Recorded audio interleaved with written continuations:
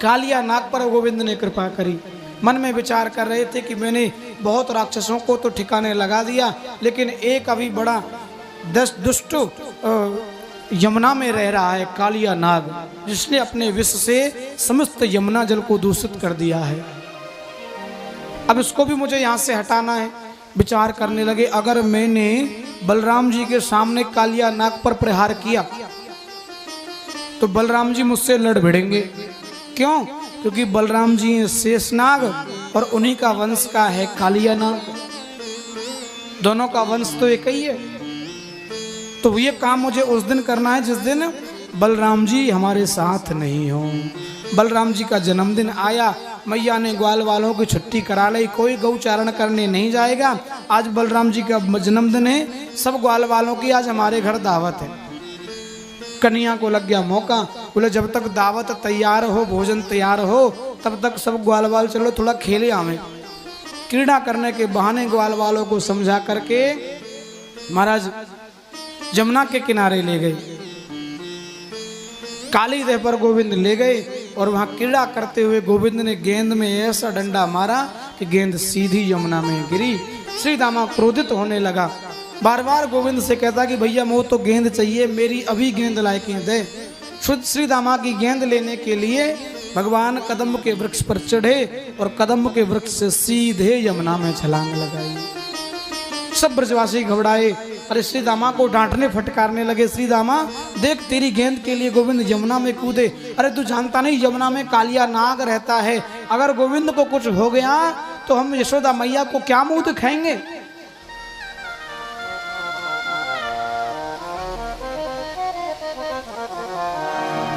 दौड़ते हुए महाराज ग्वाल वाल नंद महल की तरफ भागे, यशोदा मैया को जाकर के संदेश दिया।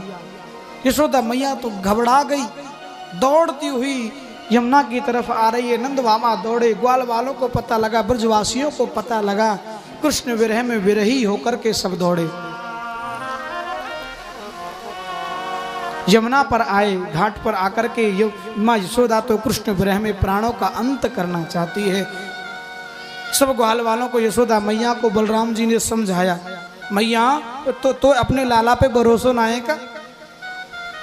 अरे तेरे लाला को कोई कछु ना बिगाड़ सके, तू जरा धैर्य तो धारण कर, कुछ ही देर बाद कन्हैया वापस आ रहे होंगे, गेंद लेवे तो गए बस। जैसे तैसे मैया को, नंद बाबा को, ब्रजवासियों को बलराम जी ने समझाया।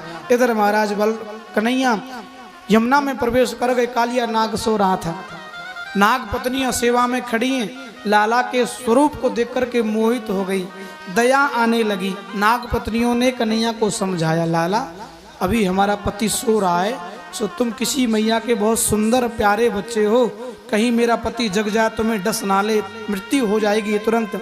लगता है तुम्हारी माँ तुमसे बहुत प्रेम करती होगी, घर पर तुम्हारा बहुत इंतजार कर रही होगी, जाओ लौट जाओ, तेरा सौभाग्य है कि इस समय कालिया नाग सो रहा है। कन्हैया बोले हम लौटने नहीं आए, हम तेरे पति से ही युद्ध करने आए, जगा इसको जरा। गोविंद ने दौड़ करके चरण का प्रहार कालिया नाग पर किया। सो महाराज संस्कार मारता हुआ जैसे कालिया नाग जागा, जहर निकला फनों से, 1000 फनों से जहर निकला, गोविंद के बदन पर, देह पर पड़ा। एक तो पहले से ही सांवले थे, कालिया नाग का जहर देह पर पड़ने थे और सांवल हो गए। दोनों में युद्ध हुआ और भगवान कालिया नाग के फनों पर चढ़ गए और चरणों से फनों पर प्रहार करने लगे। जिस फन को कालिया नाग ऊपर करता उसी पैर पर अपने चरण का प्रहार करते। 1000 फन है, कभी इधर जाकर के उस चरण पर प्रहार करते हैं, कभी इधर दौड़ते हैं, कभी इधर दौड़ते हैं, चरणों का प्रहार करते हुए आज गोविंद को आज ऐसा लग रहा है कि कालिया नाग के फनों पर भगवान नृत्य कर रहे हो, तांडव कर रहे हो। सारी शक्ति क्षीण हो गई, पसीना पसीना हो गया, महाराज निर्बल हो गया, लेकिन अहंकार नहीं जा रहा है। नाग पत्नियों ने भगवान से प्रार्थना करी, प्रभु इसको आप हमारे लिए छोड़ दो, हमारी प्रार्थना को स्वीकार करो। नाग पत्नियों के कहने पर, प्रार्थना करने पर छोड़ा। कालिया नाग बोला, प्रभु मेरी गलती क्या है जरा बताओ तो।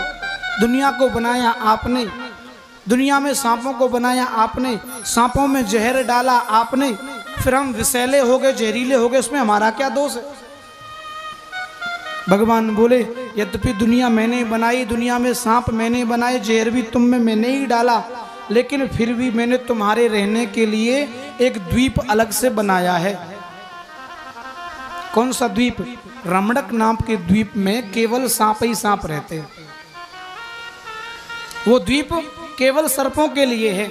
आप वहां जाकर के रहो ना अपने द्वीप में। आप यहाँ हमें आकर के कष्ट, हमारे भोले भाले ब्रजवासियों को कष्ट दे रहे हो।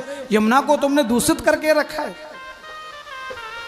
कालिया नाग बोला महाराज वहां वो गरुण जी आते हैं, गरुण की और सांपों की दुश्मनी पहले से ही है। गरुण जी आते हैं, 2-4 सांपों को उठा के भोजन कर जाते हैं। वहां रहना तो दुश्वार है। गरुण के भय से मैं यहाँ पड़ा हूं, अपने बच्चों का पालन पोषण कर रहा हूं। भगवान बोले अब गरुण से तो क्या, तुम्हें दुनिया में किसी से डरने की जरूरत नहीं है। क्यों? बोले अब तुम्हारे फनों पर मेरे चरणों के चिन्ह बन गए हैं, मोहर लग गई है कि तुम अब हमारे चेले हो गए हो। और जिस पर गोविंद के चरणों की मोहर लग जाए, उनके चरणों के रज के कण की भी मोहर लग जाए, तो उन्हें दुनिया में किसी से डरने की जरूरत ही नहीं है महाराज। दुनिया में कोई उनका बाल वाका नहीं कर सकता। कालिया नाग को समझा करके महाराज रमणक द्वीप में भेजा। पुनः बाहर आए और बाहर आते यशोदा मैया ने अपने हृदय से लाला को लगा लिया है। बोलो भक्तवत्सल भगवान की जय।